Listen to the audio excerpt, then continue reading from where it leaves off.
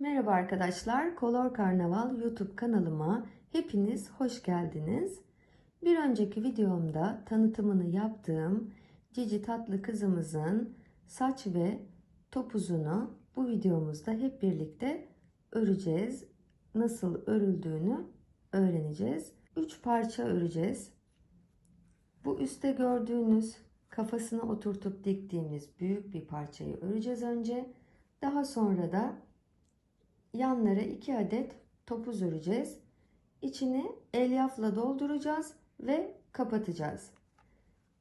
Kafasını nasıl öreceğimizi, bu yuvarlak krem rengi kafasını nasıl öreceğimizi ben bir önceki videomun açıklama kısmında sıra ve sayılarını belirterek yazmıştım. Bu videomda kafa yapılışını göstermeyeceğim. Bildiğimiz standart arttırmalarla, eksiltmelerle yaptığımız bir kafa. Dediğim gibi bir önceki videoma bakarsanız açıklama kısmında sayı ve sıralarını bulacaksınız. Siz hazırlarsınız kafa kısmını. Bu videomda anlatarak çok fazla uzatmak istemiyorum. Sadece saçın nasıl yapılacağını anlatacağım sizlere. Şayet bu kızımızı beğenirseniz devamı olan diğer parçalarını da ördüğüm yeni videolarımı sizlere çekip hazırlarım. Yorumlarınızda eleştirilerinizi ve bu konuda isteklerinizi bana belirtirseniz yeni çekeceğim videoları da o yönde tespit eder hazırlarım. Şimdi hep birlikte kahverengi iple bu orta kısımdaki yuvarlak parçayı örmeye başlıyoruz arkadaşlar. Şöyle kafamızı böyle kenara koyalım. Kahverengi iple 16 adet zincir çekiyoruz başlangıçta. 1 2 3 4 5 15 ve 16. Şimdi ikinci zincirden itibaren sık iğne öreceğiz. 11 tane sık iğne öreceğiz. Yani şöyle 1 2. İkinci zincire batıyorum. 1 2. 11 adet sık iğne ördüm.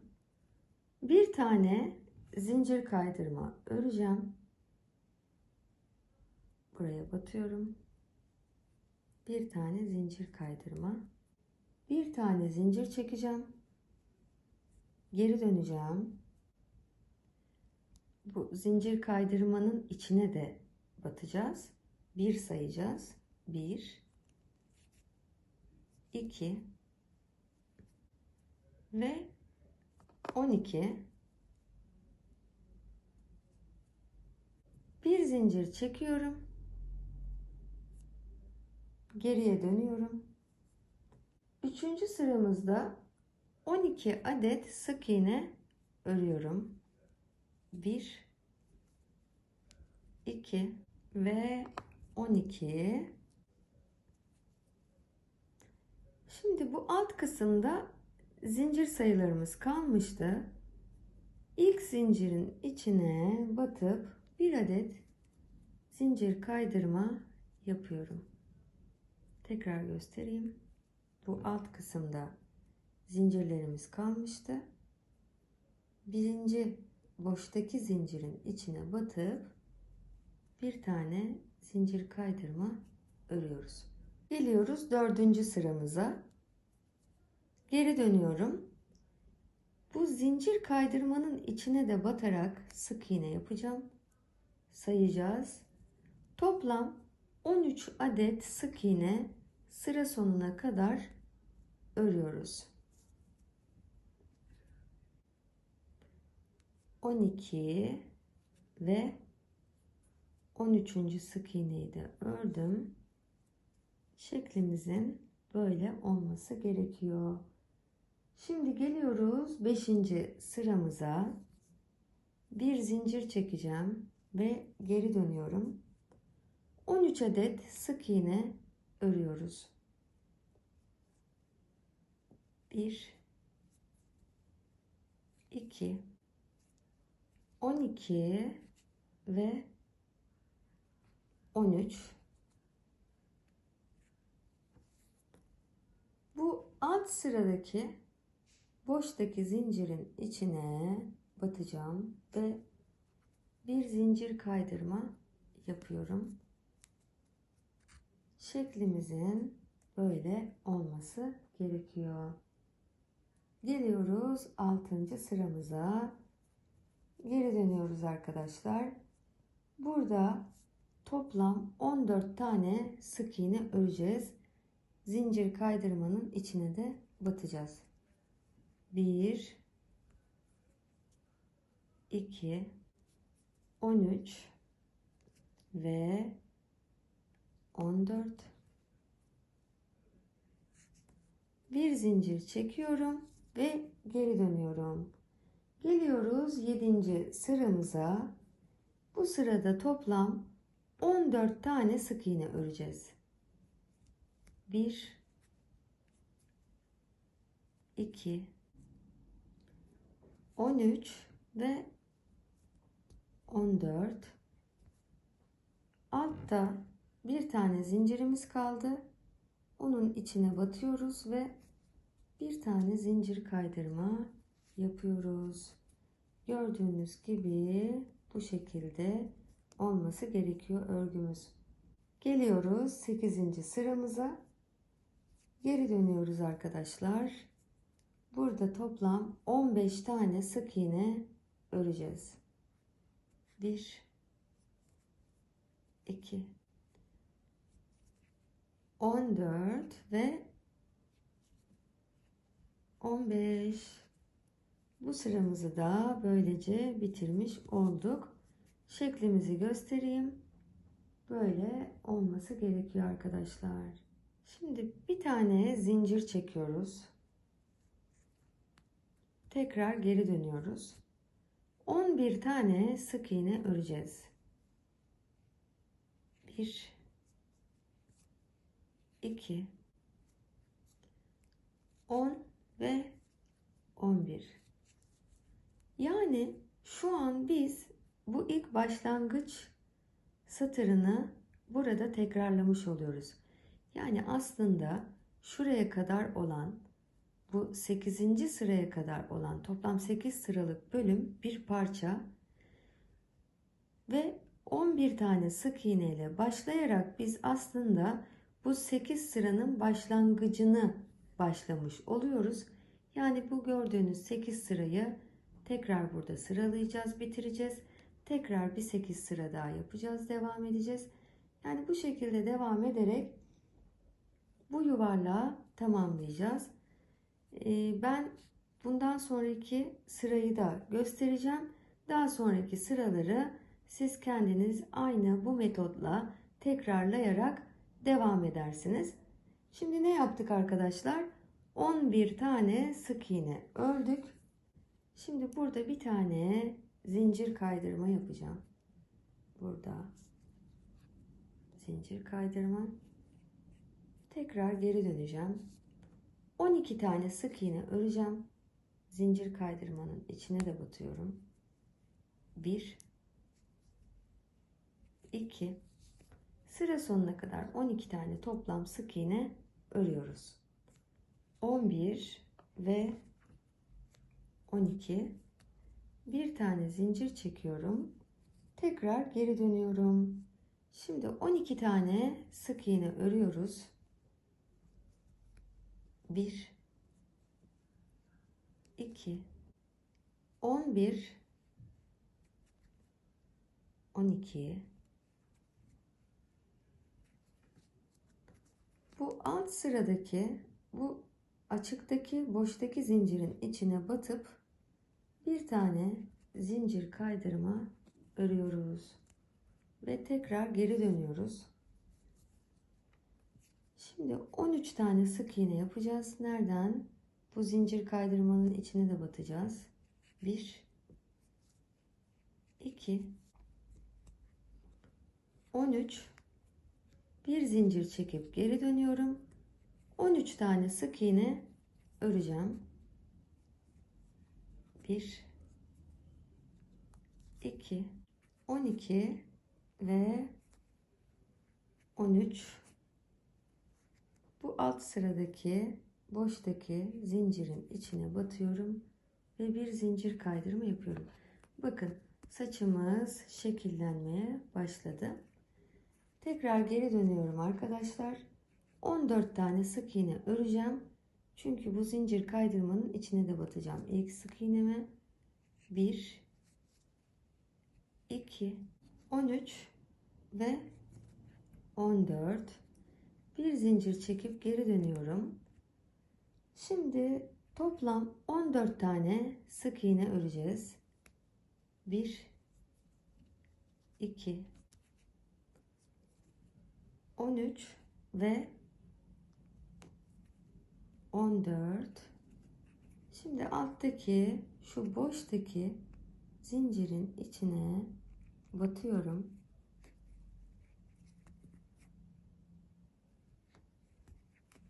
Burada bir zincir kaydırma örüyorum. Geri dönüyorum.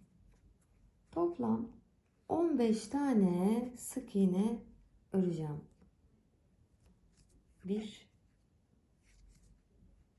2 ve 15. Böylece ikinci bölümü de bitirmiş oluyoruz arkadaşlar. Şimdi ne yapıyoruz? Şimdi tekrar 11 adet sık iğne öreceğiz. Bir zincir çekiyorum. Geri dönüyorum. 11 tane sık iğne örüyorum. 1, 2 ve 11. Bu zincirin içine bir tane zincir kaydırma yapacağım. Geri döneceğim. 12 tane sık iğne örüyorum. 1, 2, 12. Bir zincir çekip geri dönüyorum. Yine 12 tane sık iğne örüyorum. 1, 2 ve 12. Şimdi bu alt satırdaki boşta kalan ilk sık iğnenin içine batıp bir tane zincir kaydırma yapacağız ve geri döneceğiz. Şimdi 13 tane sık iğne öreceğiz. 1, 2 ve 13. Bir tane zincir çekip geri dönüyorum. 13 tane sık iğne öreceğiz. 1, 2, 12 ve 13. Yine alt satırdaki boştaki zincirin içine batıyorum. Bir tane zincir kaydırma yapıp geri dönüyorum. Şimdi 14 tane sık iğne öreceğiz. 1, 2 ve 14. Bir tane zincir çekiyorum. Geri dönüyorum. Şimdi burada arkadaşlar 14 tane sık iğne öreceğiz. 1, 2, 13 ve 14.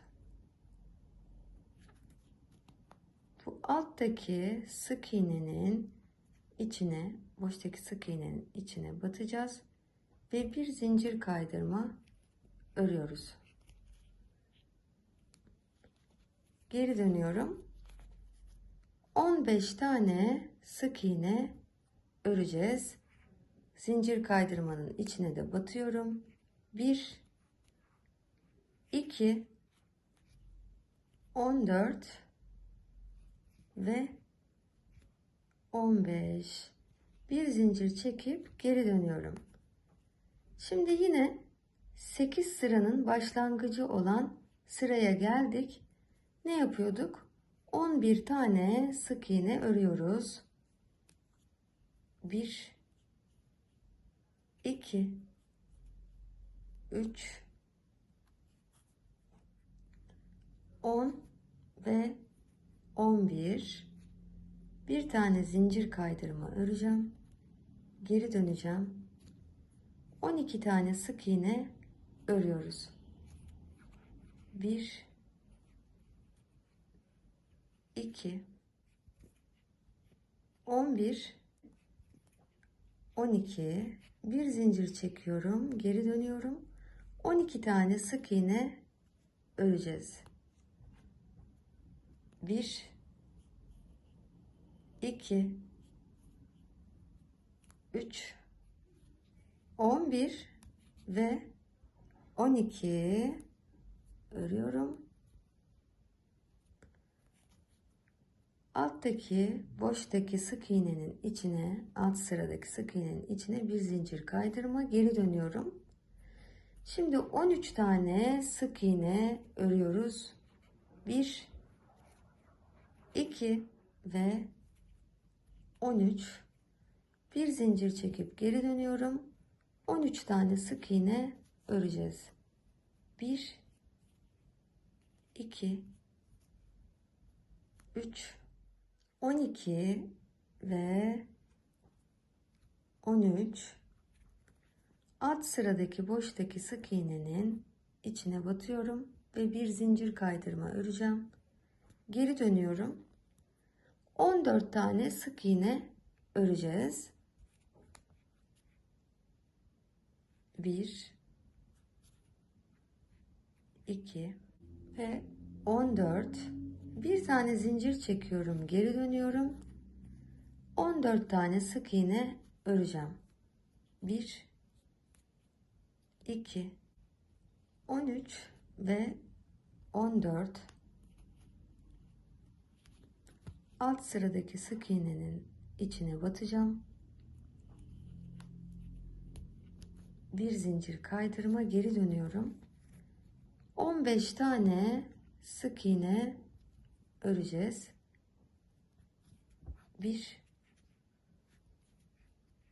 2 14 ve 15 bir zincir çekiyorum, geri dönüyorum. Şimdi 11 tane sık iğne öreceğiz. 1 2 11 bir tane zincir kaydırma, buraya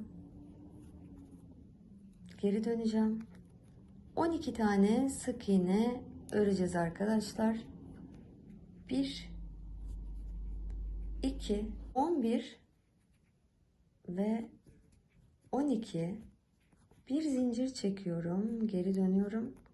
12 tane sık iğne öreceğiz. 1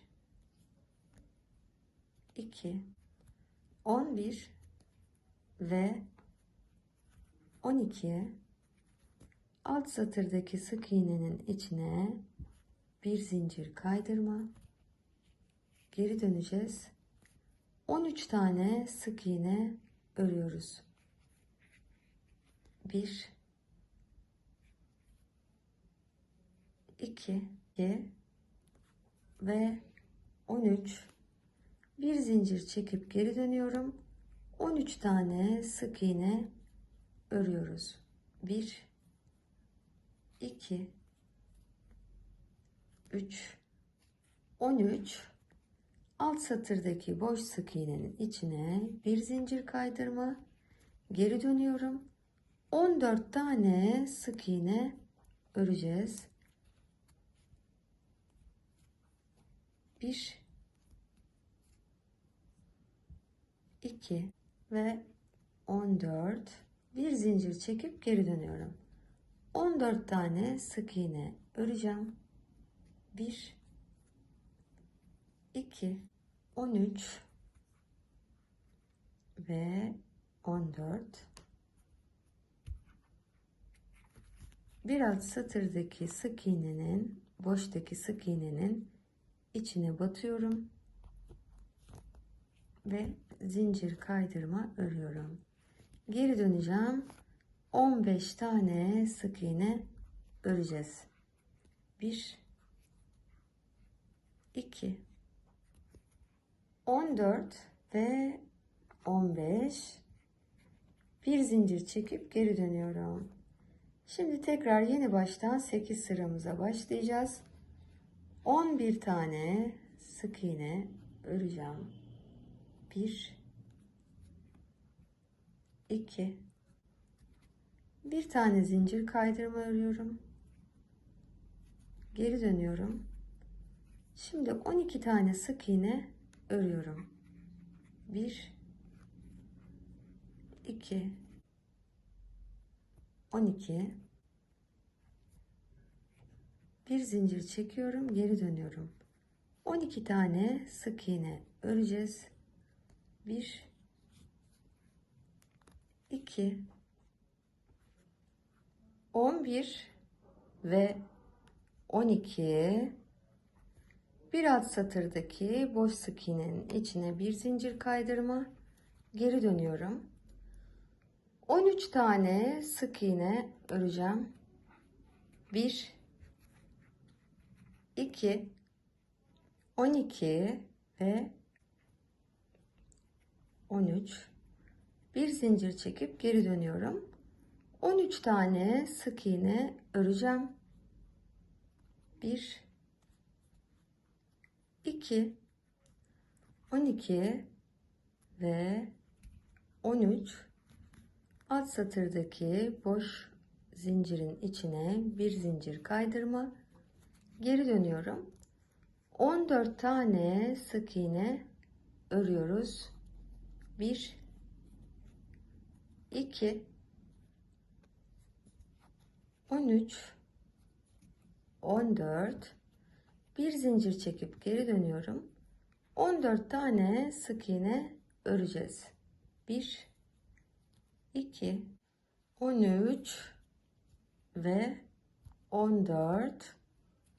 Bir alt satırdaki sık iğnenin içine bir zincir kaydırma yapıyorum. Geri dönüyorum.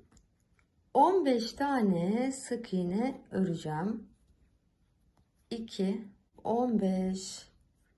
Şimdi arkadaşlar geldik son 8 sıralık grubumuzu örmeye. Bir zincir çekiyorum, geri dönüyorum. 11 tane sık iğne öreceğim. 1 2 11. Bir tane zincir kaydırma, geri dönüyorum. 12 tane sık iğne öreceğim. 1 2 12. Bir zincir çekip geri dönüyorum. 12 tane sık iğne öreceğim. 1 2 ve 12. Alt satırdaki sık iğneye bir zincir kaydırma, geri döneceğim. Şimdi 13 tane sık iğne öreceğiz. 1 2 13. Bir zincir, geri dönüyorum. 13 tane sık iğne öreceğim. 1 2 ve 13. Bir zincir kaydırma, alt satıra geri dönüyorum. 14 tane sık iğne öreceğim.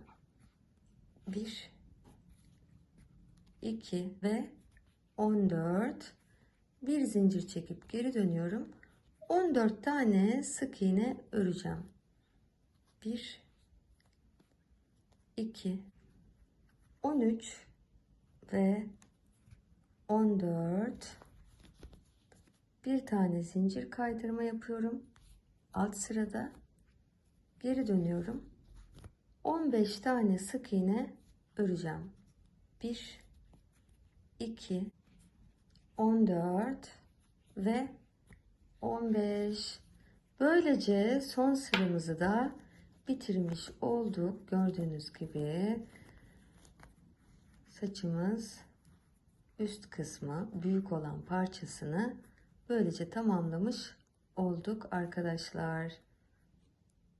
Şimdi arkadaşlar burada yapacağımız çalışma bu parçayı dikmek değil. Dikmiyoruz, iğne kullanmayacağız. Bunu tığla birleştireceğiz. Nasıl yapacağımızı ben göstereceğim size.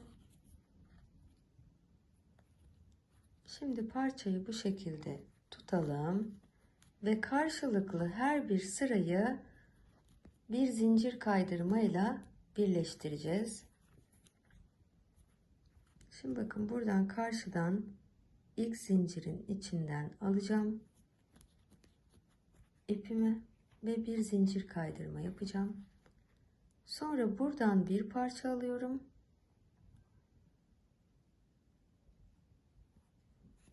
Ve karşı taraftan da bir tane alacağım.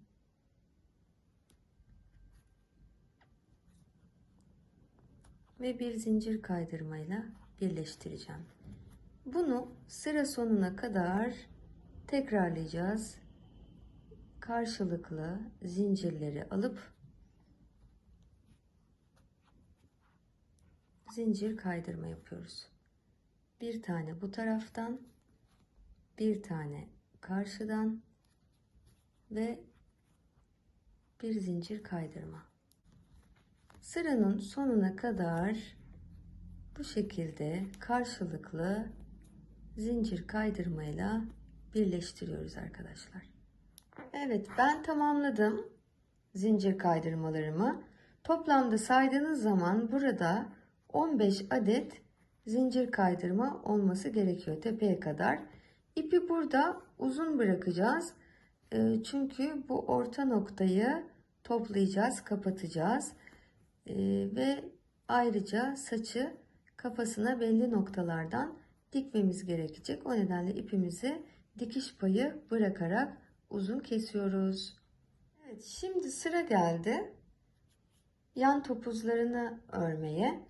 Tabii ben size örnek olarak bir tanesini göstereceğim nasıl örüldüğünü.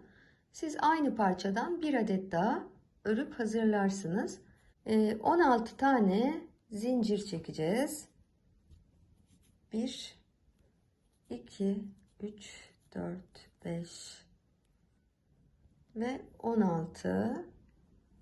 İkinci sık iğnenin içine batarak 15 tane sık iğne zincirlerin üzerinden öreceğiz.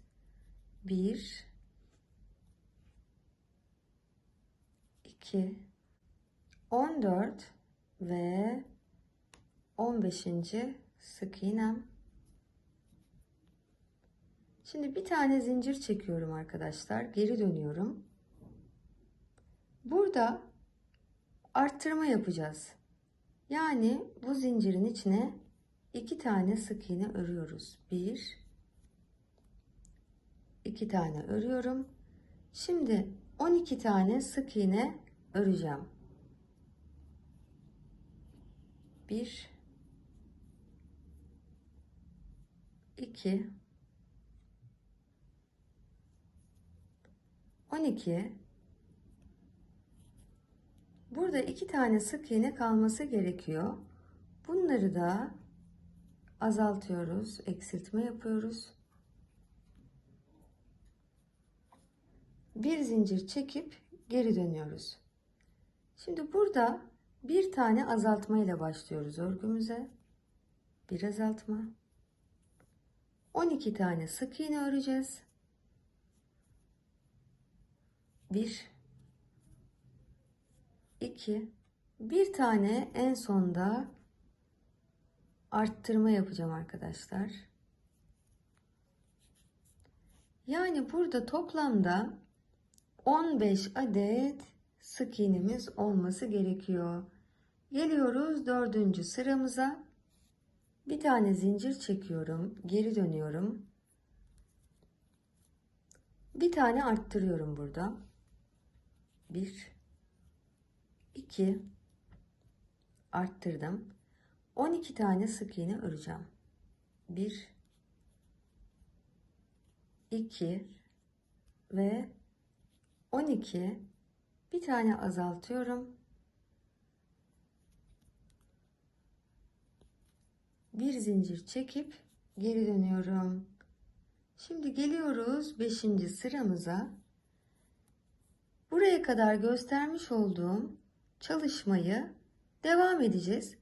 Ne yapacağız? Burada azaltacağız, burada arttıracağız. Sonra tekrar döneceğiz. Arttırma ile başlayıp azaltmayla. Şimdi ben bir tane daha örnek yapayım. Daha doğrusu 2 sıra daha örnek yapayım.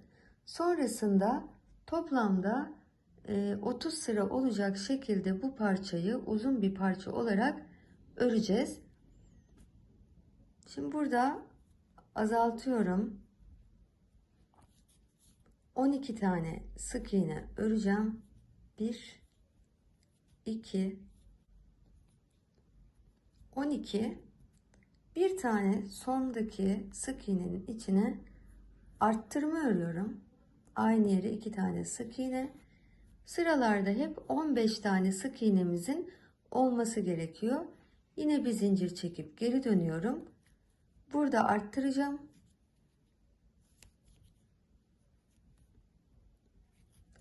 12 tane sık iğne öreceğim. 1 2 12. Bir tane azaltıyorum en sonda. Bir zincir çekip geri dönüyorum.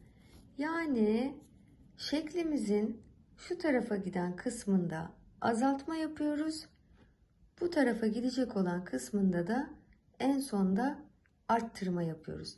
Arttırma yaptığımız yer bu yönde gidecek. Eksiltme yaptıklarımız da bu yönde. 30 tane toplam olacak şekilde bu çalışmayı bu teknikle örerek devam ediyoruz arkadaşlar. Tam 30 sıra öreceğiz. Ben 30 sıramı tamamladım. Sizin elinizdeki parçanın büyüklüğü ve şeklinin de ekranda gördüğünüz gibi olması gerekiyor. Evet arkadaşlar, iki parçayı da tamamladım ben. Şimdi bu iki parçaları da karşılıklı bu bitiş ve başlangıç sıralarındaki zincirlerden karşılıklı iğneyle dikiyoruz arkadaşlar. İkisini de dikelim. Şöyle bir halka elde etmemiz gerekiyor. Dikiş işlemi bittikten sonra ipimizi kesmeyelim. Çünkü daha sonrasında şu kısmı büzerek kapatacağız. Önce burayı dikeceğiz. Sonra da diktikten sonra bu halkanın açık olan bu kısmını iğneleri kenarından geçirerek büzeceğiz. Şimdi bu parçanın dikilmiş halini sizinle paylaşmak istiyorum. Ben bir tanesini diktim. Bakın gördüğünüz gibi bu noktadan diğerini de birlikte dikeceğiz. Nasıl dikeceğimizi anlatacağım size. Bakın işlemimiz bittikten sonra görüntü bu şekilde olacak. Hiç belli olmuyor gördüğünüz gibi. Dikiş yeri burası. Şimdi gelelim örneğimize. Nasıl dikeceğimizi anlatmak istiyorum. İpin taktığımız kısım burası. Diğer karşı parçayı da karşılıklı olarak getireceğiz. Bu şekilde. İkisini her sık iğneye karşılık gelecek şekilde dikeceğiz. Şimdi bakın bu birinci sık iğnemiz. Buradan takıyorum iğnemi ve diğer taraftan çıkarıyorum. Böyle karşılıklı getirerek dikişimizi sıra sonuna kadar devam ettireceğiz. Bakın karşı sıradan bir sık iğne alıyorum ve buradan bir sık iğne karşılıklı bu şekilde dikişimi devam ettiriyorum. Evet, sıra sonuna geldim. Şimdi bu kısmı dikerek büzeceğiz, kapatacağız. Nasıl yapacağız? Şöyle gösteriyorum. Şimdi bakın buradaki boşluklara batarak S çiziyoruz. Ve başlangıç noktama geldim.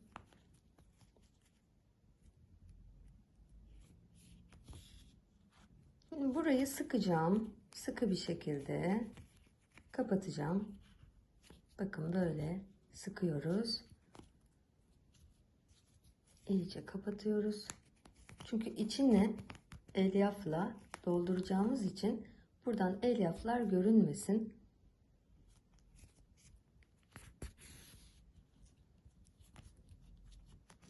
İyice sıkıştırıp arka tarafta dikişimi düğümleyip ipimi keseceğim.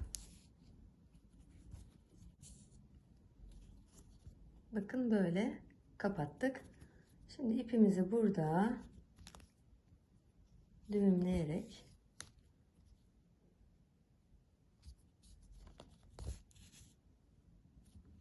keselim.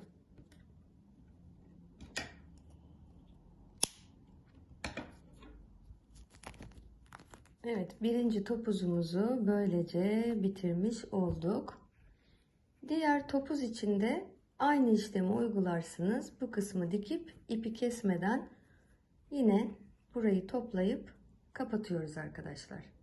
Topuzu büzerken uyguladığımız yöntem gibi bu bölümü de yine büzerek bu şekilde S çizerek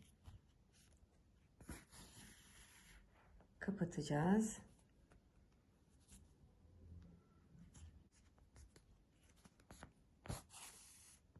İpimizi kesmiyoruz. Çünkü bu saçı kafasına belli noktalardan dikeceğiz arkadaşlar. Saçımızı takalım. Gördüğünüz gibi. Ütüler gibi form vereceğiz. Kafamıza oturtturacağız. Şimdi bakın.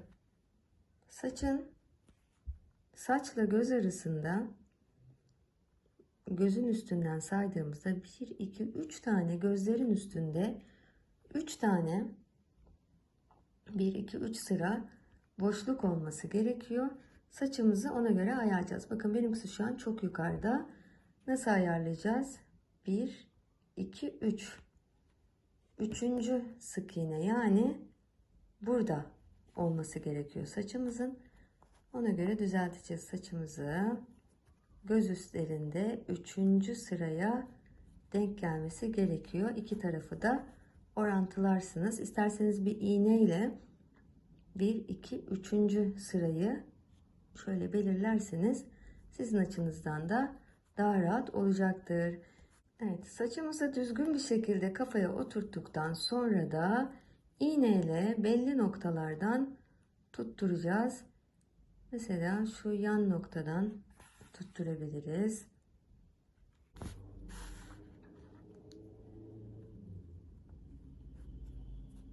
Kaymaması için peruğumuzun.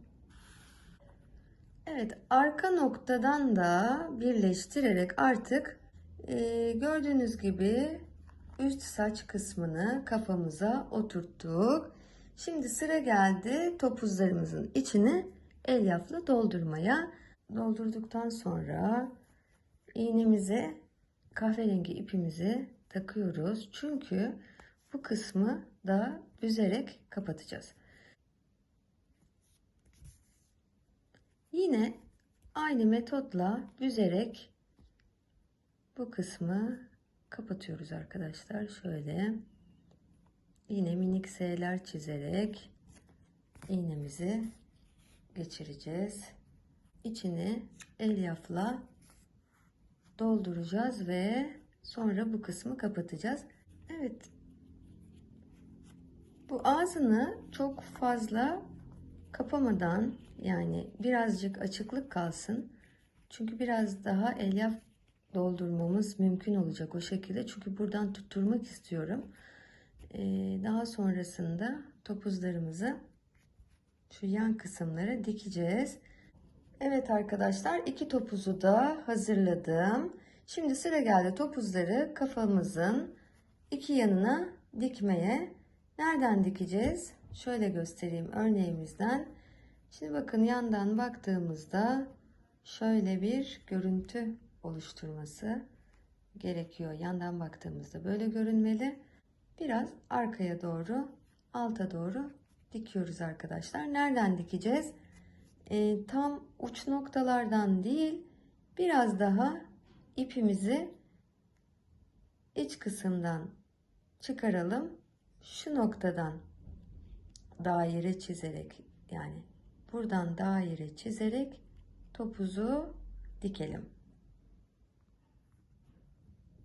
Topuzun alt kısmı orta kısımdan, kafanın bitiş ortasından 8. deliğe gelecek şekilde dikelim. Buradan saydığımızda 8. sıraya gelecek şekilde topuzu dikiyoruz. Altı oraya gelecek. Şöyle dediğim gibi biraz arkaya doğru ve tam yan tarafa, saçın biraz üstüne çıkacak şekilde topuzları her iki yana dikelim arkadaşlar. Evet, ikinci topuzu da dikiyorum. Bakın dikerken dediğim gibi 8. sıraya denk gelecek şekilde topuzların altı dikeceğiz. İki yana bu şekilde dikiyoruz. Biraz saçın üstüne çıkacağız dikiş yaparken. Bu saçı da düzelterek tabii düzgün bir şekilde ve şu kısımlardan dikiyoruz. Tam ucundan dikmeyin. Biraz içeriden dikin topuzları. Dikerken de orantılı olup olmadığını mutlaka kontrol edin. Eşit aralıklarla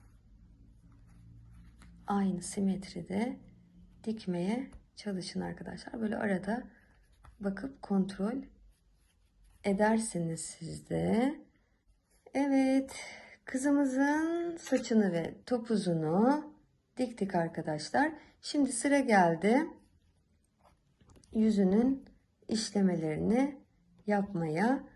Bebeği beğendiyseniz arkadaşlar lütfen yorumlara mutlaka yazınız. Çünkü neden? Bebeğimizin henüz kafası var. Diğer parçalarını henüz dizayn etmedim. Aklımda bir takım düşünceler var. Dolayısıyla bu konuda fikir ve yorumlarınıza her zaman açığım. Bebeğin elbisesi, ayakkabıları ve gövde kısmı acaba nasıl olabilir? Bu bebek nasıl bir görüntüde olabilir? Fikir ve yorumlarınızı da bana bildirirseniz çok memnun olurum. Bu videomda şimdilik size anlatacaklarım bu kadardı arkadaşlar. Videomu izlediğiniz için hepinize çok çok teşekkür ediyorum. Lütfen videoma yorum ve beğenilerinizi bırakmayı ihmal etmeyiniz. Ayrıca sağ alt köşedeki zil işaretine basarak da bildirimlerinizi açabilir, videolarımdan yayınlandığı andan itibaren haberdar olabilirsiniz. Ve kanalıma abone olmayı da lütfen unutmayınız diyorum. Hepinize sağlıklı, mutlu, huzurlu ve bolca örgü dolu günler diliyorum. Şimdilik hoşça kalın.